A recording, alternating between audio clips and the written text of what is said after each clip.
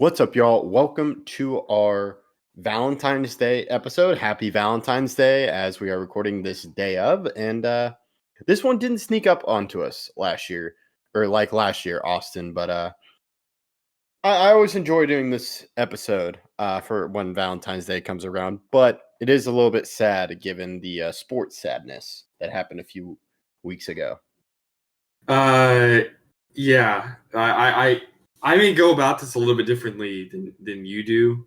I have a feeling where you're going to go with some of these because I took the meaning of some of these a little bit differently than you probably did, but we can get into it. Yeah.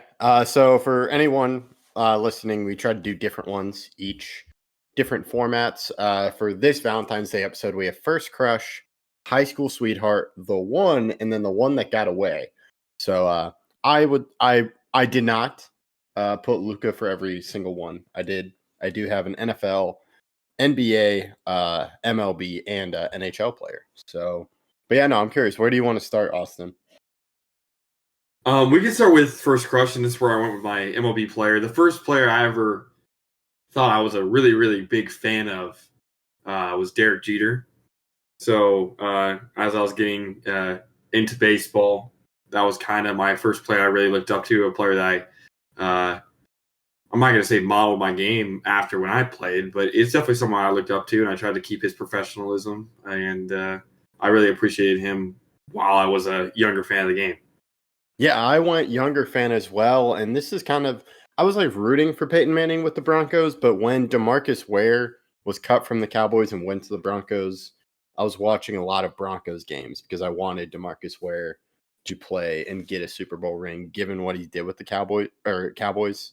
And he was more legend to me. I was still like growing up, but I was like, I just remember DeMarcus Ware, and I still think fondly of him. I was upset he wasn't a first ballot Hall of Famer, but he still made the Hall of Fame. But yeah, he was like the first guy where I was like, I love the way he's a great defender, and I do think he mentored Von Miller with the Broncos. Where do you want to go next?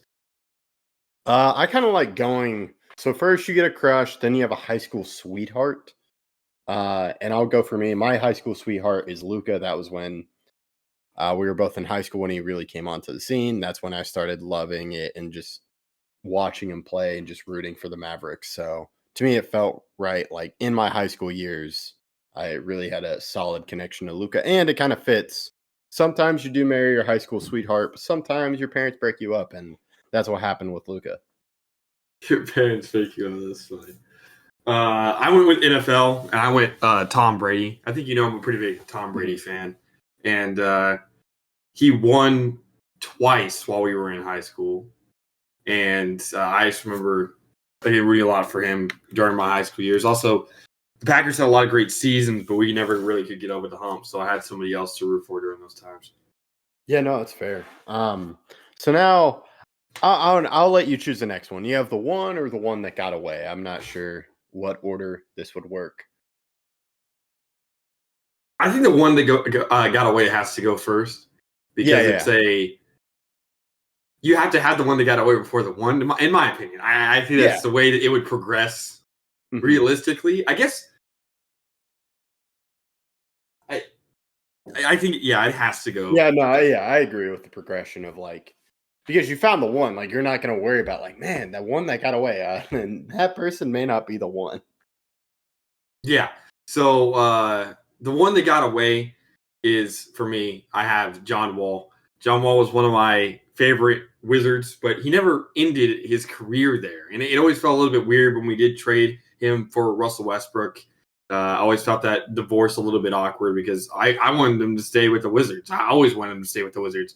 So when I say the one that got away, his career ended relatively soon afterwards. So he basically was out of the league by 32, 33. So he didn't have that longevity that you'd want to see from one of your favorite players. And it didn't seem like he got the opportunity to stay with the organization that drafted him like he may have wanted to.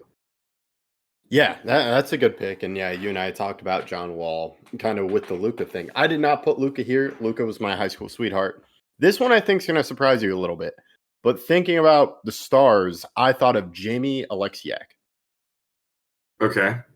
So he technically was traded first from the Stars to the Penguins, but then he came back. And the thing that's kind of heartbreaking to me is like the Stars were planning for him and they're really excited what they had with Jamie Alexiak. You had Miro getting better. And then Jamie Alexiak was picked up in the expansion draft for the Kraken. And I know the Stars left them, but like there was only so many things they could do. And so I just think about it. I'm like, I would love to have Jamie Alexiak on the Stars.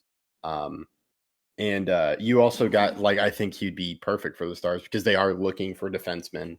So I was like, the one that got away is Jamie Alexiak. Okay. Who do you have for the one? So the one was difficult for me because I was like, normally I would put Luca, and now I'm like scared to put star players. Just kind of how crazy things are. But the one for me is probably just already he's going to be in high regard, even though he wasn't drafted by them. It's Corey Seager. I do think like he was the one, and like I have a frame of that moment in the World Series. I can finally like start feeling something again. I know you had.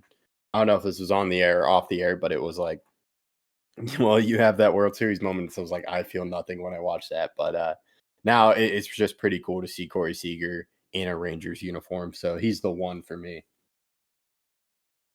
Okay. I had the one as Patrice Bergeron, and that's because I'm a Bruins fan, and he spent his entire career with the team. I thought you were going to put either like a Dirk or something like that for this one, or maybe Romo because they stayed with their entire team for the entire time. But it's a really special thing when a player stays their entire career with one franchise, especially if they can win a title with that franchise. And Bergeron did both of those things. Obviously, the Stanley Cup in 2011, he stays his entire career. So I think if you're a fan of any team and you have a player you like a lot, you want them to keep them for as long as possible. And if the player never wants to leave and the team never wants to get rid of them, well, then they can have that quote unquote marriage for life. And that's exactly what Patrice Bergeron and the Bruins had. Yeah, that's a good pick. I almost thought about Dirk, or I was like Dirk would have fit, but I don't know. I kind of want to. I still that's kind of an unreal moment. Except there's like moments with Corey Seager where it was like, okay, this might actually happen. I remember texting it. I'm sure I've said this before, but the Dodgers fan I know, I would just send memes of it and just like he's going to be a Ranger, but like knew it wasn't going to happen. So that, but yeah, I know I remember Patrice Bergeron as we were talking about the podcast, and he was a part of that great Bruins team historically. Yeah, he was. Yeah, so that concludes our list. I liked how we went through the progression. This was fun, and yeah, I hope everyone has a great Valentine's Day. Let us know your answers for this, and we appreciate you listening to Outsiders' Opinions.